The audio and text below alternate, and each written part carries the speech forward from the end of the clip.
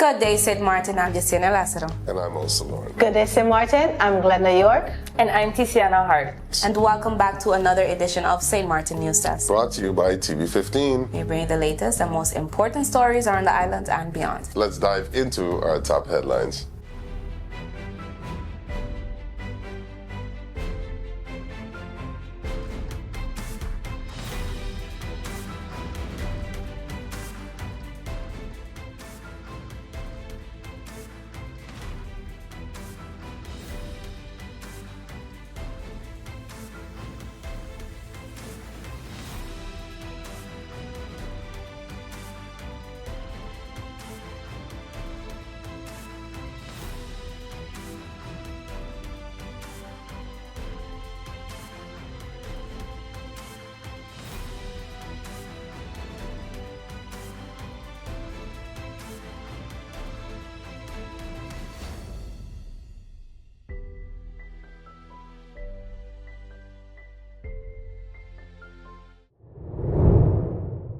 Jasmine case against Christophe Emmanuel set for February 2nd hearing. The criminal case known as Jasmine, involving former Member of Parliament and former Vromi Minister Christophe Emmanuel, is scheduled to return to court on February 2nd at 9 a.m. before the Court of First Instance in St. Maarten. The case forms part of an ongoing investigation by the Public Prosecutor's Office into alleged bribery, corruption and fraud during Emmanuel's tenure as Minister of Public Housing, Spatial Planning, Environment and Infrastructure between 2016 and 2018. Prosecutors allege that Emmanuel accepted payments and other benefits in exchange for favorable treatment in government contracts and decision-making. Among the allegations are claims that bribes were paid through intermediaries linked to construction permits and public works projects, including road maintenance, bridge repairs, and the controversial flagpole project near Bell's Lookout Point. Emmanuel has consistently denied all wrongdoing. The February 2nd hearing is expected to focus primarily on procedural matters and the continuation of the judicial process. At this time, it remains unclear whether substantive arguments or witness testimony will be heard. The Jasmine case is one of several high-profile corruption investigations involving former public officials in St. Maarten and continues to attract significant public attention. Further updates are expected following the court session. Dr. Joe Alcalá appointed Interim Inspector General of IVSA. Health professional Dr. Joe Alcalá has been appointed Interim Inspector General at the Inspectorate of Public Health, Social Development and Labor, known as IVSA. The announcement was made by the Minister of Public Health, Social Development and Labor, the Honorable Richinel Brug, who confirmed that the appointment takes effect on February 2nd, 2026 for an initial 2-year term. Dr. Alcalá is a Curaçao-born medical doctor educated at the University of Groningen in the Netherlands and brings extensive professional experience across the Caribbean. His appointment comes after several years during which IVSA operated without a permanent Inspector General, a situation that the ministry says affected long-term oversight and leadership capacity. Minister Brug described the appointment as an important step toward restoring effective supervision, enforcement, and stability within the inspectorate. He also praised IVSA staff for maintaining professionalism and continuity during the prolonged leadership vacancy. The minister extended thanks to Daphne Illis, who served as acting Inspector General, as well as Fenna Arnell and the Department of Public Health for their continued dedication. According to the ministry, the delay in filling the position was largely due to outdated legislation requiring the Inspector General to be a medical doctor or pharmacist, combined with restrictive salary conditions. Legislative modernization remains a priority. As Interim Inspector General, Dr. Alcalá will provide strategic leadership and independent oversight while working closely with the IVSA reform project launched in November 2025, aimed at strengthening the Inspectorate's operations and effectiveness. Minister Brug stated that while reforms continue, this appointment ensures stability, continuity, and progress within one of the country's key supervisory institutions. authorization form for labor registration to be discontinued. The Ministry of Public Health, Social Development and Labor has announced an important change to the labor registration process. Effective February 1st, 2026, the authorization form for labor registration will no longer be required as part of labor registration submissions. While the form itself is being discontinued, the ministry emphasizes that authorization is still required. Individuals acting on behalf of a company must be able to present proof of authorization upon request. This may include a letter of authorization, mandate, or other official company documentation confirming their authority to represent the business. Employers and business representatives are also reminded that strict adherence to the official labor registration checklist remains mandatory for both first-time and renewal applications. Incomplete or incorrect submissions will result in processing delays. In addition, the ministry has clarified that all required documents must be submitted in one consolidated PDF file. Applications submitted with multiple or separate attachments will not be accepted and may be deemed incomplete.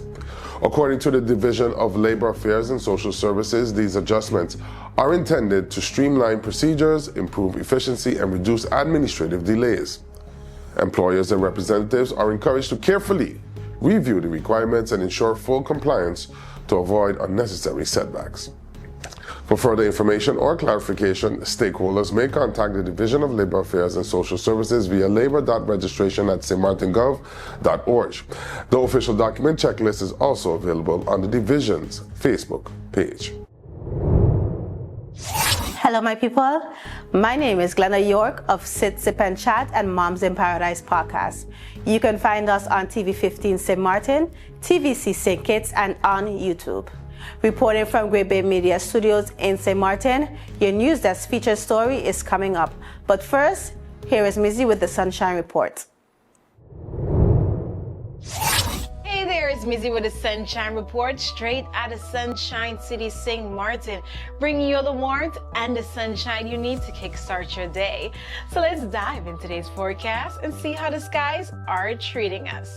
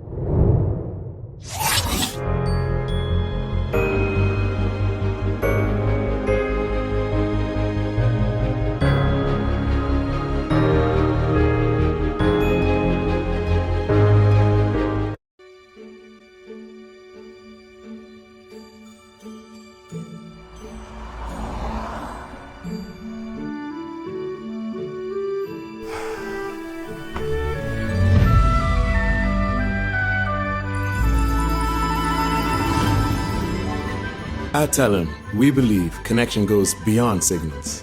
It's about people. From every call, every laugh, Hi, Merry Christmas. Thanks for calling. every moment shared across our island, Game time.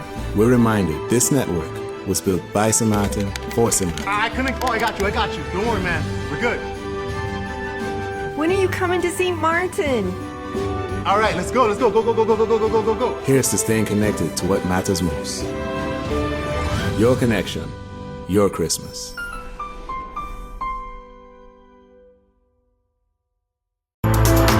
Stay connected to the best of local and Caribbean content anywhere, anytime with the TVC Plus app, the official app of TVC Channel 40. With the TVC Plus app, you can watch TVC Channel 40 live, catch every episode of your favorite shows on demand, watch exclusive pay-per-view content, listen to Voice of the Caribbean radio, and watch and read SKN Newsline. The TVC Plus app is available on all your devices. On the Google Play Store, search TVC and the plus sign. In the Apple App Store, type the words TVC Plus. And we're also available on the Amazon App Store for Fire TV and Fire Stick devices. Search the words TVC Plus. Download today and take TVC Channel 40 wherever you go. And don't miss NEWSDESK, weekdays at 11 a.m. and 5 p.m. on TVC. Sink It's to the World, now streaming everywhere. P&O Cruises, Arvia and Iona make historic dual arrival in St. Maarten.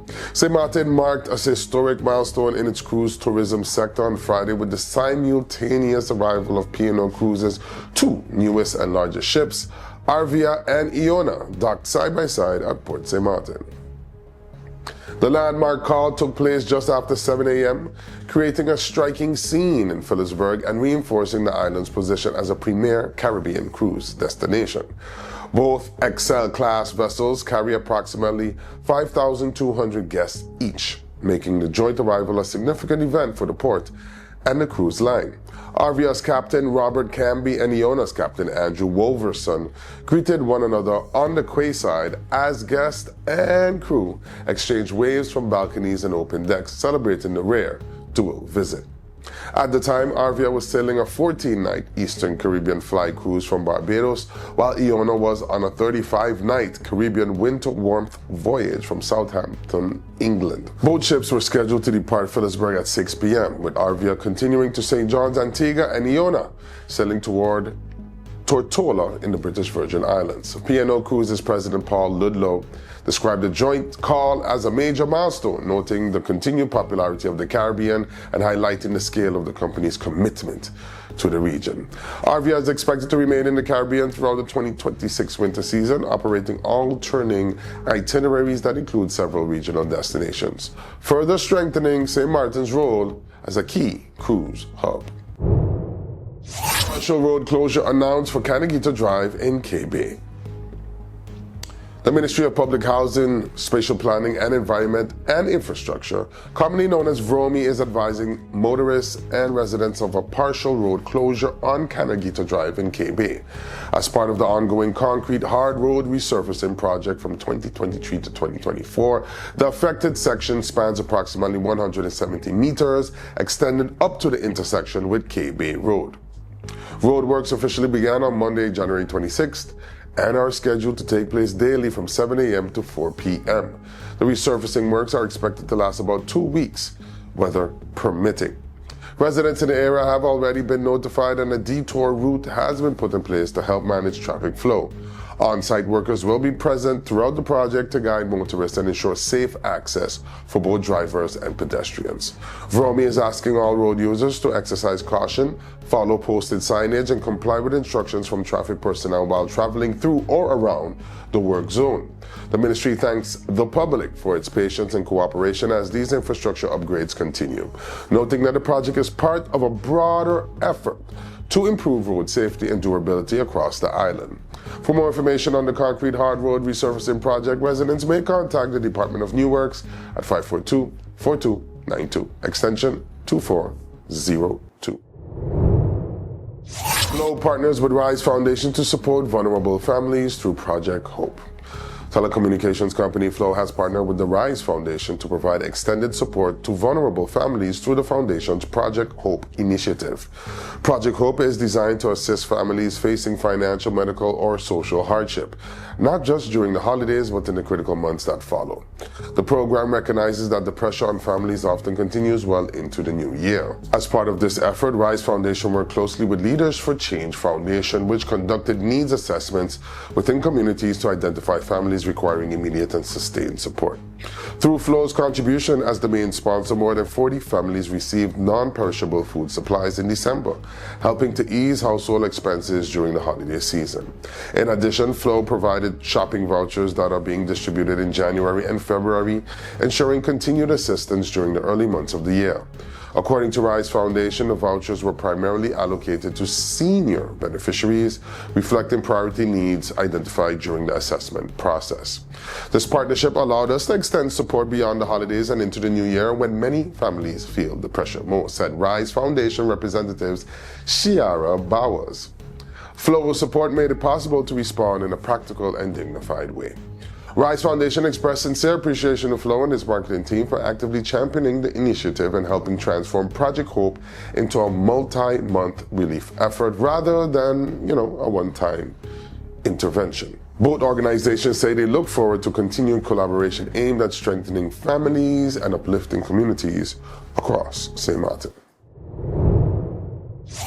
When we come back, we go to our in-depth feature of the day, exploring one of the island's most thought-provoking topics.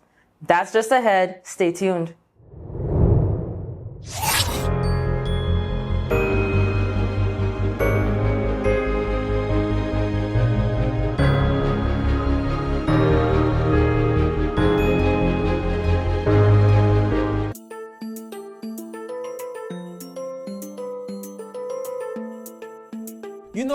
We all talk about having rights. And yeah, we do. We have the right to be safe. The right to learn and get an education. The right to speak up and be heard. The right to dream big and build our future. But listen, rights don't stand alone. We also have responsibilities. Real talk, if we want respect, we gotta give respect too.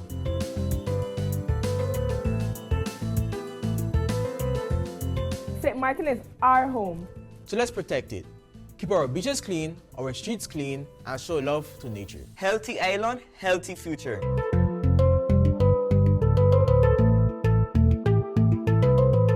Our parents and guardians do a lot for us. Let's show respect, talk to them, and listen, even when it's hard.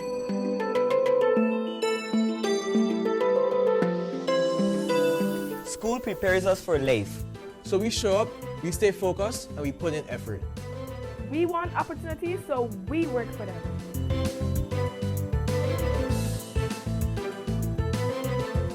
We are part of this community, every village, every culture, every neighborhood. Let's be kind, positive, and supportive.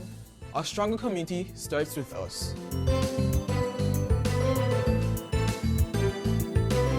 And most importantly, we are responsible for ourselves. We make healthy choices for our mind and body. We believe in our goals and our voice and our future. Our rights give us power, our responsibilities make us leaders. Together we rise. The Convention of the Rights of the Child isn't just a policy, it's protection and responsibility. When our children learn their rights, they are better prepared to take on their responsibility. This public service announcement is brought to you by the Department of Youth.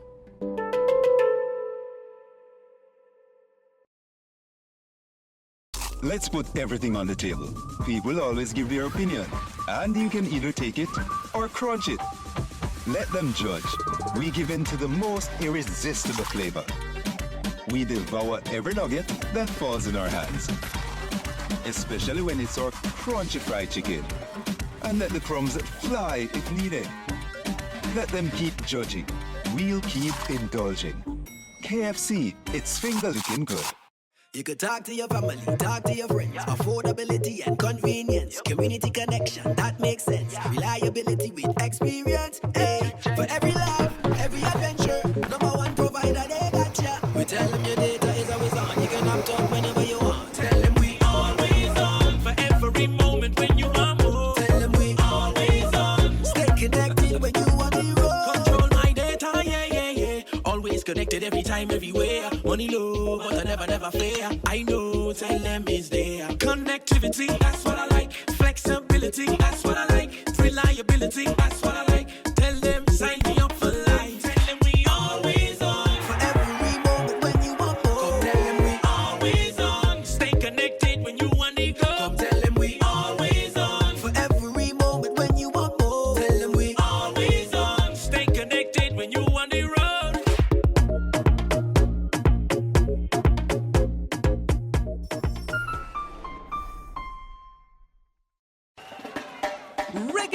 fever is in the air and it's about to spread like wildfire when Freedom Fighters Foundation proudly presents the 27th annual Bob Marley Tribute Concert, Friday, February 6th at the Sagidala Bar in Simpson Bay, featuring live performance by St. Martin's finest artists, featuring Percy Rankin, Essence, Timo, Lady Rubia, Kuje, Zoraida, Sigma, Roxy, Toby Hodge, Chantilia, Michael Madewell, and the music of the Freedom Fighters Band. Showtime is 9 p.m. sharp. Admission is $30 in advance, $40 at the door. Tickets available at the Eitel Shack on the Bush Road and from members of the Freedom Fighters Foundation. Don't miss the 27th anniversary of the Bob Marley Tribute Concert, February 6th at the Sagidala Bar in Simpson Bay at 9 p.m.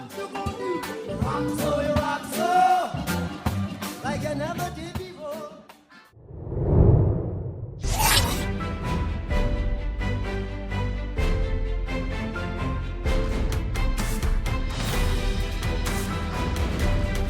Welcome back. Each day we take a moment to go beyond the headlines and look deeper into the issues, people, and conversations shaping life here on St. Maarten. Welcome to today's News Desk feature. As the new year gets underway in St. Maarten, business owners and employers are reminded that growth planning must go hand in hand with annual tax compliance. One of the most important deadlines of the year is fast approaching. The key deadline is February 2nd, 2026. No later than Monday, February 2nd, 2026, employers must submit the 2025 wage tax summary sheet. In addition, businesses that paid individuals outside their payroll, such as freelancers, consultants, or independent contractors, may also be required to file the 2025 third-party statement. These filings allow tax authorities to verify whether wage tax, social premiums, and third-party payments were correctly reported and remitted throughout the year. Failure to comply or submitting incorrect information can result in a fine of up to 5,000 Caribbean guilders, an avoidable cost with proper preparation. The wage tax summary sheet serves as a year-end reconciliation of payroll taxes. Errors or omissions can trigger follow-up questions, audits, or correction requests. The third-party statement is equally important. It ensures transparency where services were paid for but not processed through payroll. This obligation is often overlooked, especially by businesses that regularly hire temporary or contract workers. Rather than seeing these filings as routine paperwork, businesses are encouraged to treat them as an annual quality check of their payroll and expense administration. Are payroll totals accurate? Do employee records match reported amounts? Are all third-party repayments properly documented? Early review reduces errors, lowers audit risk, and provides peace of mind. Beyond compliance, individuals and businesses should be aware of tax-saving opportunities that may still apply. Personal income tax deductions, including donations, mortgage-related expenses, and loan interests. Lower tax investment options, such as local treasury bonds or savings deposits. Special regimes, including expatriate benefits and a pensionado regime for qualifying retirees. Entrepreneur strategies such as postponing income, forming provisions, or using accelerated depreciation. Real estate and turnover tax considerations, especially for short-term rentals and foreign services. And can't forget profit tax planning, including loss, carry-forwards, pension provisions, and investment deductions. With increasing scrutiny around UBO registration, transfer pricing, and voluntary disclosure procedures, proactive compliance is more important than ever. February 2nd, 2026, it's a firm deadline, ensuring your wage tax summary sheet and, where applicable, your third-party statement is submitted accurately and on time is one of the simplest ways to avoid penalties and start the year on solid footing. When in doubt, seek professional advice early. That can make the difference between stress and certainty. Before we wrap up, we take a moment each day to check in with our neighbors across the region. There's always a story worth paying attention to. Here's today's regional headline.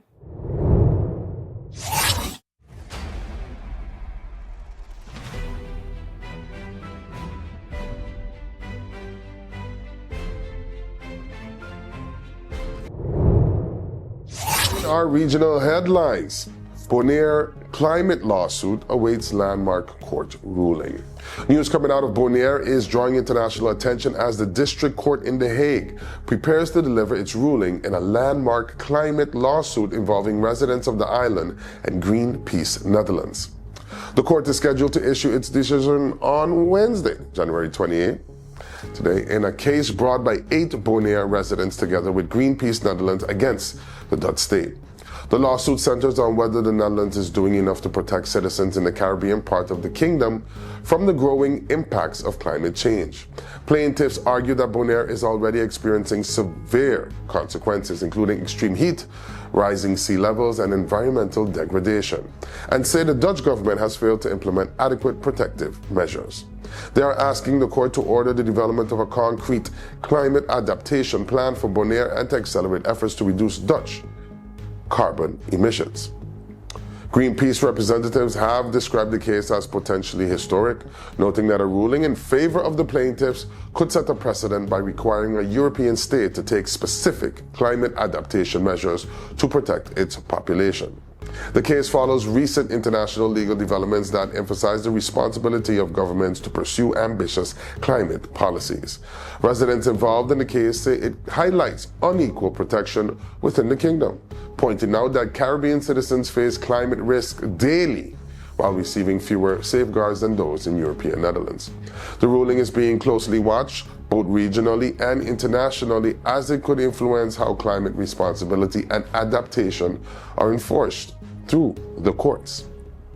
The decision will be live streamed from the court, with the official verdict expected to be published later today.